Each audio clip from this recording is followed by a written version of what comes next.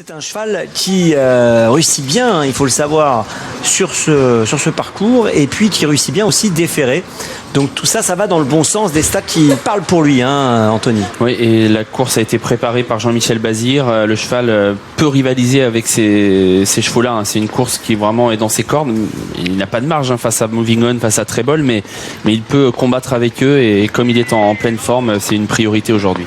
Ouais, c'est ce que Jean-Michel Bazir m'a confirmé tout à l'heure, rien à signaler. Il a également effectué un bruit tout à l'heure. Il en attend un très bon comportement également. Attends. Le numéro 6, Gabriel Poupou, m'a confié que le cheval était resté dans de très belles conditions. Ferré, mais il m'a dit déferré, ça changeait pas énormément de choses avec lui. Ce sera principalement une question de déroulement de course avec lui. Hein. Très bon. Alors j'ai discuté un peu, Laurent, avec Gabriel Poupou il y a quelques jours, et il me disait qu'il était ravi de sa course de rentrée, et il m'expliquait qu'il avait un peu d'appréhension avant sa rentrée, en se disant j'espère que je vais le retrouver, parce que ça lui était arrivé de l'arrêter un peu et d'avoir du mal à le retrouver. Et il m'a dit franchement, au boulot et pendant la course, j'avais les mêmes sensations qu'avant de l'arrêter. Il m'a dit vraiment le cheval est super en ce moment, il est de meilleur en meilleur, je dirais, parce que vraiment le Kimi Grand Prix il l'a gagné comme un champion, hein, devant Oasis B, devant Maven qu'on connaît. Il y avait Timoko ce jour-là. Est-ce que c'est votre favori aujourd'hui ou pas? Écoutez, moi j'ai 3 chevaux vraiment qui pour moi ressortent de la mêlée. C'est Treble, Vinci de l'Abbaye et Moving On. Donc 6, 8 et 9. Ouais. Après les départager, c'est pas évident, je trouve, avant le coup. Mais Treble fait vraiment partie en effet des chevaux en qui j'ai grande confiance avant la course. Maintenant, le seul truc, c'est qu'il a fait sa rentrée et que la course est un petit peu rapprochée par rapport à sa rentrée. Il y a même pas eu 15 jours. Des fois, c'est un peu, les chevaux courent bien frais, et puis derrière, ça peut être un petit peu moins bien. Voilà, ça c'est allez, si je devais trouver, mais bon, j'ai tendance toujours à trouver un truc qui m'embête, donc. Ah oui, parce que vous êtes perfectionniste, donc vous le cherchez dans le détail. C'est rare que tout soit parfait à 100%. Ouais, c'est ça, et c'est rare d'avoir des chevaux sûrs, vraiment. Maintenant, là, je trouve qu'on est dans une catégorie de chevaux qui sont très fiables, qui sont bons, qui sont trotteurs.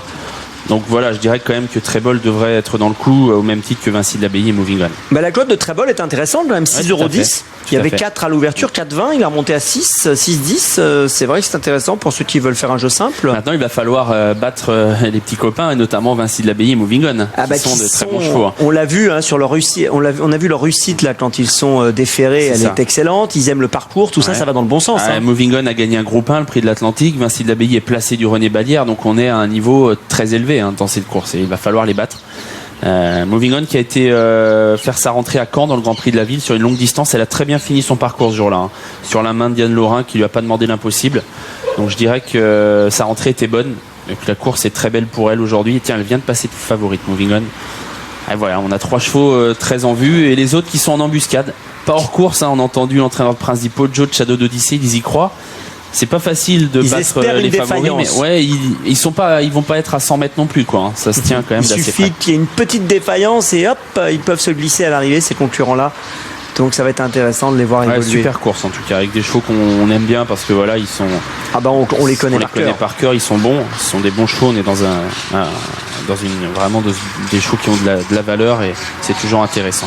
Allez, on va bientôt partir pour ce 5e rendez-vous, le prix du Languedoc, donc un groupe 3. On va surveiller très près.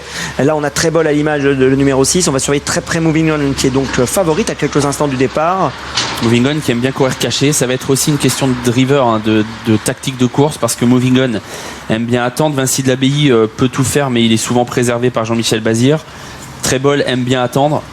Donc vraiment, les drivers vont avoir un grand rôle à jouer eux aussi. Il y a une baisse de cote à l'instant même sur El Mago Pellini, regardez, qui est passé à 8,70, le numéro 5. Attention, peut-être pas de fumée sans feu. C'est vrai que ses dernières courses sont bonnes, et qu'il est un peu en embuscade justement des principaux favoris. Allez, le prix du Languedoc. Oh, Vinci de l'Abbaye est au galop. Vinci de l'Abbaye est parti au galop. Aïe aïe aïe, Vinci de l'Abbaye est au grand galop. Jean-Michel Bazir qui perd énormément de terrain et qui va peut-être même perdre toute chance. Ouais, disqualifier Vinci de l'Abbaye, c'est un coup de théâtre auquel on vient d'assister. C'est fini pour Vinci de l'Abbaye, et devant, eh bien, c'est Prince di Poggio, le numéro 2, qui a accéléré avec à son extérieur El Mago Pellini, le numéro 5. Mais oui, on a perdu Vinci de l'Abbaye, l'un des favoris de la course, le numéro 8, disqualifié. Et pendant ce temps-là, pour l'autre favori, alors, en l'occurrence favorite, c'est Moving On, le numéro 9, ça se passe correctement. Elle trotte en 4e position, associée à Franck Nivard. Trébol est dans son dos. Le numéro 6, lui qui est très en vue également, alors qu'on va passer devant les tribunes. Bien vu de la part de Gabriel Poupou, il a pu retrouver le dos de Moving On, qui est la favorite de la course. Et devant, c'est Jos Verbeek qui a accéléré, mais voilà le numéro 4, Tabriz du Gite, qui est lancé.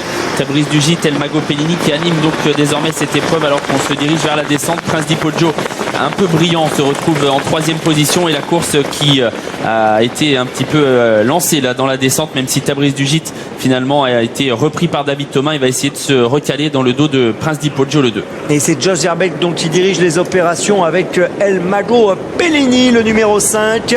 Et pendant ce temps-là, Moving On, qui est donc la favorite de l'épreuve, trotte en 6e position, juste dans le sillage du 4 Tabriz du Gite, et dans le dos de Trébol, de Moving On, on retrouve Trébol qui vient lui en 7e position. Une 14-2 à 1500 mètres du poteau, et la course qui est bloquée désormais par El Mago Pellini et Jos Verbeek qui n'est pas attaqué. Prince Di Poggio dans son dos, Tabriz du Gite le nez au vent, qui a une course très difficile, alors qu'à la corde il y a Shadow d'Odyssée.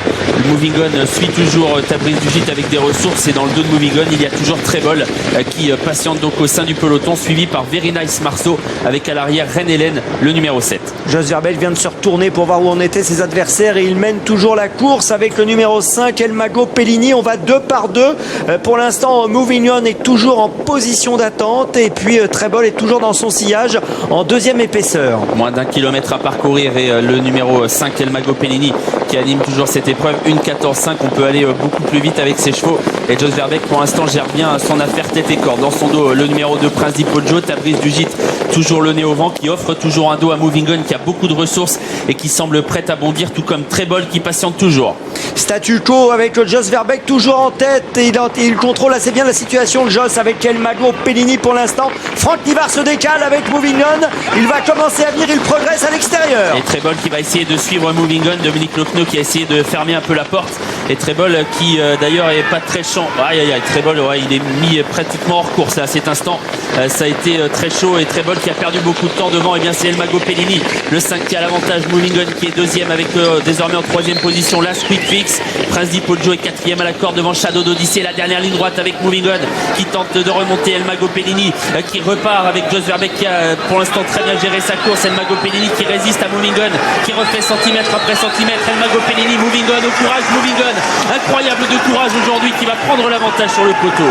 El Mago Pellini est 2e, Shadow d'Odyssée le numéro 3 3e, et Prince Di Poggio le 2 4e. C'est gagné pour Moving On. Franck Nivard a réussi à venir chercher Jos Verbeek qui a drivé une belle course avec El Mago Pellini. La 3e place pour le 3 Shadow d'Odyssée, Eric Raffin. La 4e pour le numéro 2 Prince Di Poggio, et c'est gagné donc pour Moving On. Franck Nivard, entraînement soulois, Kazakh Etinabe, Kazakh suédoise, et donc la fille de Kitizi s'impose sur le poteau dans les dernières battues face au numéro 5 El Mago Pellini, qui est allé très loin une nouvelle fois, je le rappelle, bien drivé par Jos Verbeek. 3e place pour le 3 Shadow d'Odyssée, 4e donc le 2 Prince Di Poggio.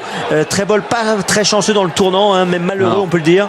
Oui, complètement serré, mais en même temps Moving On est sorti, et au moment où elle est sortie, Trébol était dans son dos, mais Quick Fix avait anticipé le mouvement et était en 3e épaisseur. Alors Gabriel Poupou a voulu suivre Moving On, il y avait Quick Fix, Dominique Lochnau, regardez, c'est à ce moment-là, il ne s'est pas laissé faire.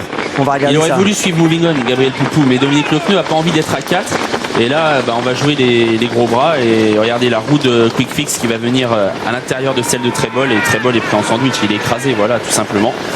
Écrasé dans le tournant, et voilà, il n'a pas pu défendre ses chances. En même temps, c'est difficile de dire à qui incombe la faute, parce que il a voulu sortir, mais il y avait déjà un cheval à son extérieur. Du coup, Dominique Lochnau s'est fait respecter. Voilà, moi je suis pas commissaire. En tout cas, ce qui est sûr, c'est que Trébol a perdu toute chance à ce moment-là. Quant à la Moving On, elle est exceptionnelle cette jument, parce que j'ai cru à une ligne droite qu'El Mago Pellini, je sais pas si ça a été votre avis, Laurent, à aller au bout. Jos Verbeek a drivé une belle course. Et elle a mis vraiment son cœur sur la piste pour aller chercher cette victoire. Moving On, c'est vraiment une super jument. Et grosse déception avec Vinci de l'Abbaye qui est parti au galop. Donc il a suivi facilement ensuite. On n'a rien vu, catastrophe, parti au galop, et c'était terminé.